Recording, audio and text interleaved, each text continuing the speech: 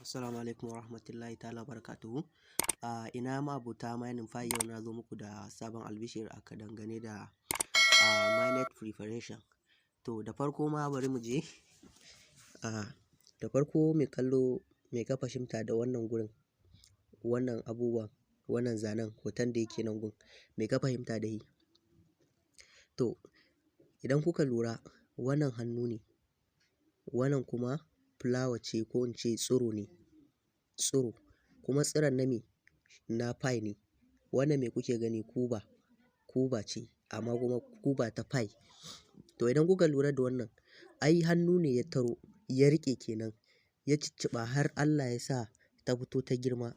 To sai ta haifi ɗan pi network. Da ta haifa kuma nan gun gashi nan kuba ce. Nan gun za ka zo ka zira a nan sai ka yi unlocking. To ma'ana kenan idan kuka duba ka reni pi ɗinka na tsawon lokaci gashi kuma ya girma ya yi fure, abin da ya rage ma kawai ka zira ɗan makulli a nan ka buɗe ka amfani wannan ɗan. Shine kamar hanyar da za ka rori wannan 'ya'yan pi ɗin ka more. In dai ka yi roro kuma ka ga abu ya zo ƙarshe, kawai abin da za ka yi kawai ka fara cin moriyarsa kenan. To wannan shine ɗan takaitaccen ɗan abin da na fahimta a dangane da wannan zanen nasu da suka yi na hoton hannu da tsiro a hannun da kuma kuba. To wannan dai shine a taƙaice. To bari mu shiga cikin bayanin. Bidiyon mu ta yau za ta yi magana ne akan abubuwa da ya danganci launching na pi ɗin insha Allahu kai tsaye. To da farko masu pi network suna maganar cewar idan kuka zo kuka ɗan duba wannan rubutun ma za ku gani pioneer ma'ana mu kenan masu mining pi, an early version of the pi mainnet will be released later this month. Suna magana ne a cikin wannan watan, yau ne gobe ne jibi ne, amma a cikin wannan watan da muke ciki na watan Disamba za a yi launching ɗin mainnet. In dai ka san me cryptocurrency, idan aka ce ma mainnet ka san menene mainnet.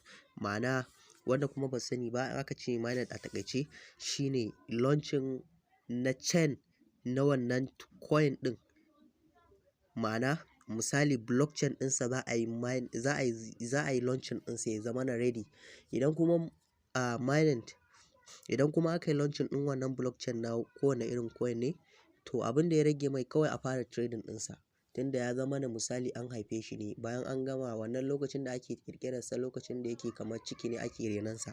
Idan aka yi mainnet ɗin kamar an yi unborn ɗinsa ne, an haife sa. Kawai abin da ya rage kawai a rene shi ya girma ya zama abin moro.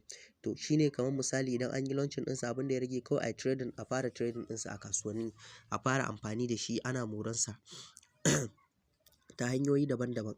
Su suna maganar ma cewar za su ƙirƙira mai utility wanda yanzu haka wasu utility ɗin nasu sun fara aiki. To amma sakamakon ba a yi launching ɗin mainnet ba, don haka ba za a iya amfani da shi wannan token ɗin ba. Idan kuma aka yi launching ɗin shi, to za a fara amfani da shi. To suna maganar ne cewar su bayan trading ɗinsa da ana yi a market, za su ƙirƙira mai wata hanya wacce za a rinƙa utilizing da shi wannan token ɗin. Za a rinƙa amfani da shi ta hanyoyi da dama. Musamman kamar misali abin da ya shafi kamar P2P kenan a cikin abin nan market ɗin, wanda an ƙirƙiri wata kasuwa wacce ta intanet ce, wanda mun sani me ake nufi da kasuwar intanet, wanda mai siyarwa zai zo da kuma mai siya zai karɓi pi ba sai ka je ka sayar da shi ka mai da shi USDT ba, ko waye ka je ka siya. A'a, kamar irin abin da ya shafi waya, mota, wane ne da waye za ka iya siya da pi network kai tsaye.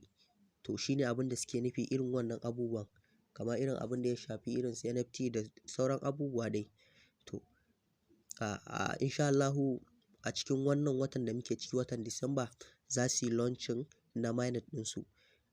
Bayan mainnet kuma abin da yake faruwa ma a bayanin da suka yi su pi network suna ma nuna cewar misali kamar mainnet ɗin zai zamana shine na farko kafin KYC. To bayan an yi launching na mainnet, to abin da ya rage musu shine za a yi launching za a fara KYC. Wannan KYC ɗin shi kuma shine zai baka damar bayan ka yi KYC sun karɓi verification ɗinka ka zama verified, to shine za ka samu damar yin amfani da wannan token ɗin naka, ko in ce coin na pi network. ma'ana kai ba robot bane ba kenan, kuma ba sa so ya zamana idan shi amfanin KYC ɗin shine zai sa a taƙaita yawaitar yawan file ɗin a kasuwa. Saboda wasu mutum ɗaya sai ya ƙirƙiri account sama da 10. To amma idan aka ce kowa zai identification, za a yi verification da identity ko BBN ko waye, mun san kowa da guda ɗaya gare shi wannan. To idan account 10 gare ka, kaga shauran guda 9 sun zama na banza, sun lalace, guda ɗayan nan kawai za ka yi amfani da shi. Wannan zai sa darajar file ɗin ta zama tana da yawa. To shine dai amfanin KYC ɗin.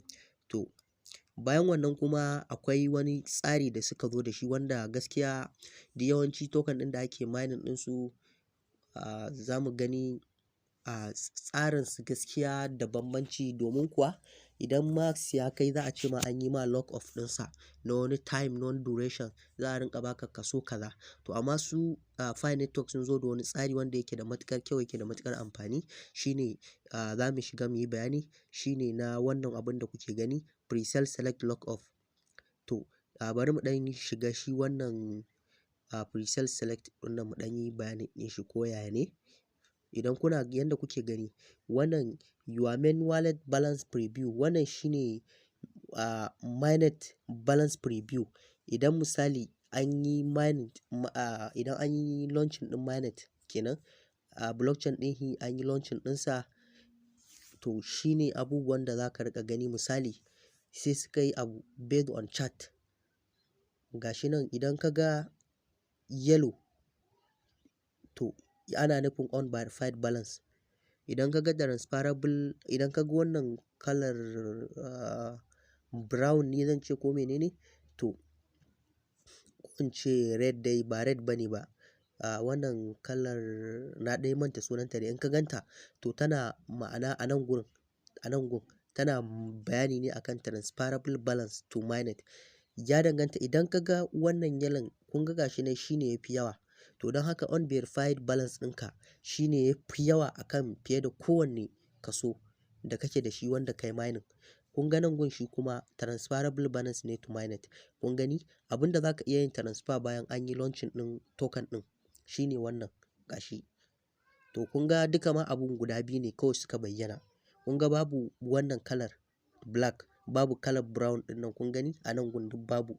To wannan sai an yi mining, sai Mainnet ɗin ya zama available, ya zama live, tukunna za ka gansu su ma a jikin nan gun an bayyana su. To shi wannan unverified balance shine token ɗin da bari mu gani. Shine this is a bonus you have mined thanks to your referral team and security, wanda shine ka samu daga gurin referral ɗinka. Shine ta yanda zai zame ma active, ka iya amfani da shi har sai ya zamana gashi nan when Mainnet is launched. Idan an yi launching ɗin Pi chain blockchain ɗinsa kenan, this bonus reward will be accurately calculated and become transferable. Kun ga kenan zai dawo cikin wannan gurin kenan, zai dawo nan. Idan ya zama na transferable balance, to za ka iya amfani da shi ko ka tura wani, ko ka je ka yi sayayya da shi, ko kuma ka tura shi cikin kasuwa ka je ka saida shi. Shine abin da suke nufi a nan gun. To ni ne dai wannan a taƙaice. Sai kuma wallet balance nan gashi. After Mainnet is launched, your transferable balance to Mainnet will be transferred to your Mainnet wallet. Idan aka gama launching ɗin Mainnet ɗin ya zama is live, fully live, to za ka iya transfer ɗin transferable balance ɗinka ka tura shi zuwa main wallet kenan. Kamar misali wannan wallet ɗin menene Pi Explorer take ko menene, kamar irin wannan, kaga kenan ya bar hannun kulawar su, zai koma hannun kulawar ka kenan. Da abin da kake so da shi za ka yi da shi kenan. To shine abin da suke nufi a nan. Sai kuma lock off balance nan gun. Shi kuma shine wanda za ka je ka yi locking ɗinsa zuwa wani time ɗin. To shi amfanin wannan locking ɗin sun yi bayani ne akan cewar idan har dalilin da yasa za a yi lock off domin cin moriyar ka da kuma su. Ta yanda za ka mori wannan lock off ɗin da za a yi shine idan ka yi lock off ɗinsa, mun sani cewar a white paper ɗinsu idan aka yi launching ɗin Mainnet, to wannan me sunan shi na gudun pi ɗinka da ake samu zai ragu. Za su rage shi su mai da shi 0. nawa ne per hour. To shine abin da zai faru idan har an yi launching ɗin Mainnet. To gudun abin da kake samu, idan da kana samun guda 10 a rana zai dawo kamar bai fi guda 2 ba ko guda 3 misali, ya danganta da yanayin abin da suka sa shi suka yi programming yayi. Na manta dai lissafin, da na duba dai zan iya ganin cewar ga abin da yake a white paper ɗinsu. To na dan manta abin da yake a white paper ɗinsu. To shine abin da zai faru. A takaice dai misalin kana samun guda 10 zai dawo guda 5 ko guda 4 ko guda 1. To amma idan ka je kai lock off ɗin nan, yayin da ake lock off shine nan gun za ka zo ka taɓa wannan configure kun gani a nan gurin za ka zo ka seta abin da kake so ka seta. To gaskiya wannan lock off ɗin yana da mahimmanci saboda su wanda suke da large amount na pi ba za a rage musu damar iya yin locking ɗin wani adadi. Amma idan kai ka jima kana yi kuma naka ba shi da yawa, to za su baka dama ka yi locking ɗinsa da yawa. Tun ga kenan akwai wani benefit mai yawa a tare da wannan lock off ɗin. Waɗanda suke da shi da yawa ba za a ba su shi ba, za a daidaita, za a yi capping na iya abin da za su iya locking. Su ba su da dama su yi locking ɗin gaba ɗaya nasu. Za a yi capping, a ba su wani adadi a ce iya wannan adadin shi kaɗai ne za su iya yin locking. Wanda yake harka da blockchain ya san me ake nufi da cap. In aka ce cap, an yi capping ɗin abu. To shine za a yi cap ɗin masu large amount na pi ba su iya locking ɗin shi da yawa ba. To shi wannan abin da zai faru, kun ga idan aka yi locking ɗin waɗannan, kuma sau da yawa waɗanda suke da shi da yawa za su fi yin locking ɗinsa. Saboda yawanci sun san jima da sanin abin kuma sun jima da farawa domin sanin alfanun shi wannan abin. Yawanci ma masu kuɗi sosai su za su fi yin locking ɗin shi wannan pi ɗin. Hakan pi locking ɗinsa zai taimaka wajen idan ya zo kasuwa a samu control na irin zuba mai liquidity ɗin da ya kamata a sa mai, domin a hankali kar a ce duka token ɗin an fito da shi kasuwa lokaci guda an yi launching ɗinsa. Hakan zai matuƙar lalata project ɗin gaskiya. Amma idan aka ce an yi locking ɗin wani amount, to abin zai tafi yadda ya kamata. Masu siya wannan ba su yi mining ba za su gani abin ya ba su sha'awa, su zo su sa kuɗinsu su siya. Hakan zai sa darajar ta tashi saboda babu shi a hannun mutane. Kuna siyarwa daman kaɗan ne yake a kasuwa, su kuma wasu suna siya. To a haka har za a na balancing ɗin masu siya da masu siyarwa, wanda suke mining ɗin kyauta da wanda suke siya.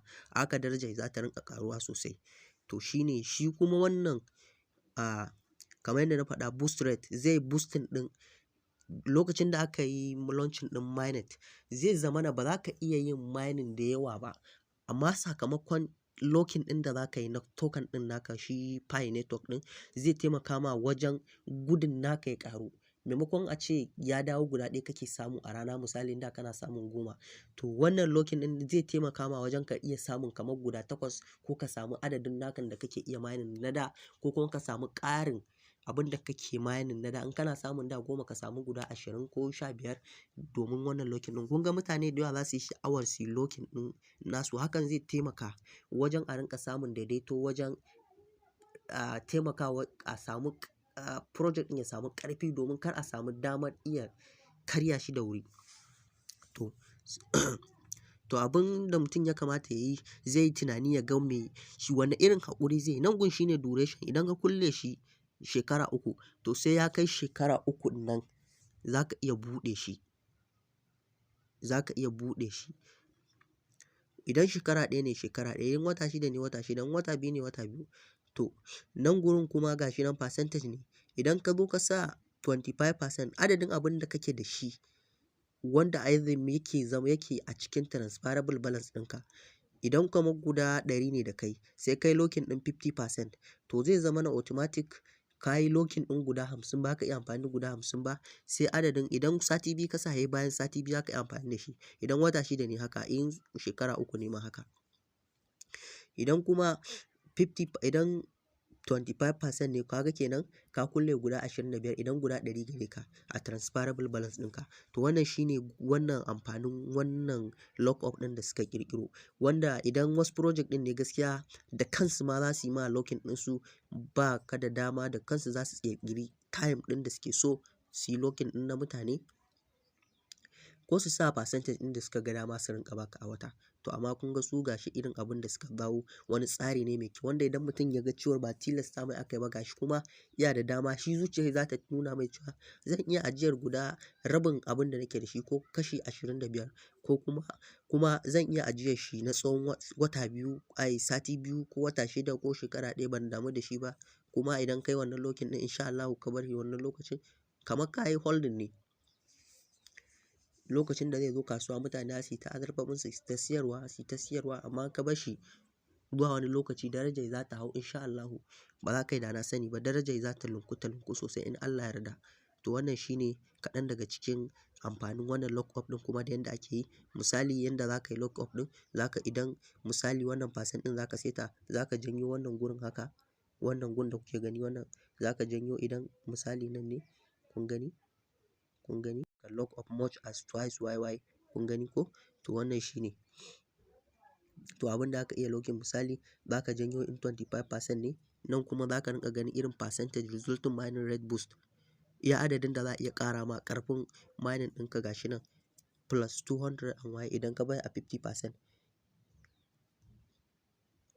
Kuma wani abin daɗi da shi misali idan da yawa za ka ajiye, to sai ka fi samun ƙarfin, kun gani nan gun gashi na ya daɗu plus 400, to bari in rage in ce 50%, kun ga ya da 200. To kun ga mutane da yawa za su yi locking ɗin. Haka ma idan misali shekarun da kuma lokacin shi ma idan ka rage shi, yawan abin da aka samu zai ragu, kun gani zai ragu. To ya danganta da irin ajiyar da za ka mai. To wannan dai abu ne ya kamata mutum ya tsaya ya yi tunani, ya ga zai iya ajiyar ko ba zai iya ba. Misali kawai dai za ka ajiye, misali za ka iya ajiyewa da yawa ko kaɗan za ka ajiye, ya danganta da yanayin abin da kake tunani, sai ka ajiye ka yi. Kun gani idan ka ƙara zai ƙaru, misali kuma mu ce nan shi ma kun gani. To shi ne dai wannan abubuwan da suke faruwa gaskiya. Kun gani plus 474. To wannan dai shi ne a taƙaice wannan lock off ɗin. Kun gani wannan, idan kuma kana son ƙarin bayani za ka taɓa wannan lock off help ɗin. Duk abin da ake buƙata za ka zo ka karanta shi a nan gun, saboda ba ma son bidiyon ta yi tsayi, ba komai za mu tsaya mu karanta ba mu yi muku bayani. Amma kun gani nan gun ana magana ne akan lock off advantage ɗin da zai bayar, kun gani? Kun gan shi? Gashi nan. To wannan dai shi ne a taƙaice abubuwan da suke tattare da lock off da kuma amfanin da zai bayar a tafiyar Pi. Gaskiya Pi network suna abubuwa waɗanda yake ya kamata a maida abun serious gaskiya. Ba mu ce mutum ya yi over hyping ɗin irin wai misali ya damu da price ɗin shi ba nawa zai fito, ya rinƙa ƙwallafa rai cewar zai fito a wani farahi mai yawan gaske. Duk abin da Ubangiji ya so, idan ya ga dama zai fito da daraja. Yana zuwa kasuwa mutane su yi ta siyan darajar ta hau inda ma mutum baya tunani. To kun ga wannan abun alhamdulillah idan ya faru. Idan kuma Ubangiji ya ga dama sai ya zama na price ɗinsa ya fito a yanda kake ka ga abun haka, ka samu discourage. To amma kar ka damu, tun da daman abun kyauta ka yi shi, kawai lokaci ne, lokaci duk da dai mun san lokaci yana da amfani. To amma ka yi haƙuri ka ci gaba. Idan ma ka gan shi price ɗinsa misali ba fata ake ba ya zo a wani ƙaramin price, to kawai ka ƙara siya ka ajiye, kai za ka ci moriyarsa gaba. Saboda yanayin adadin holders ɗin da yake da shi da kuma irin abubuwan da suka zo da shi, suna ƙoƙari su ga sun yi wasu abubuwa manya a tattare da tafiya ta Pi network. Kuma insha Allahu a cikin wannan Disamba ɗin muke sa rai za a yi launching ɗin Pi network da yanayin alamun da suka nuna. Tunda an yi launching ɗin Mainnet, to magana ta ƙare. Kun gani wannan duk bayani ne a dangane da abubuwan da za su faru, kuma sun ce za su ƙara sakin wani update ɗin nan ba da daɗewa ba. To mu ma kuma insha Allahu ana sakan wani update ɗin. Insha Allahu za mu ƙara kawo muku wani update wanda yake da ma'ana da amfani in Allah ya yarda. ku ci gaba da kasancewa da mu a cikin wannan YouTube channel namu mai albarka wato Crypto Tech TV. Muna kawo abubuwa waɗanda suke da ma'ana kuma abubuwa masu muhimmanci akan abin da ya shafi cryptocurrency da kuma technology insha Allahu. Kar a manta a danna mana subscribing sannan a danna mana alamar ƙararrawa domin idan mun ɗora bidiyo ka rinƙa samun cikin gaggawa. Kar a manta a tura 'yan uwa da abokan arziki domin su ma su amfanu da wannan abubuwan da muka kawo. Mun gode.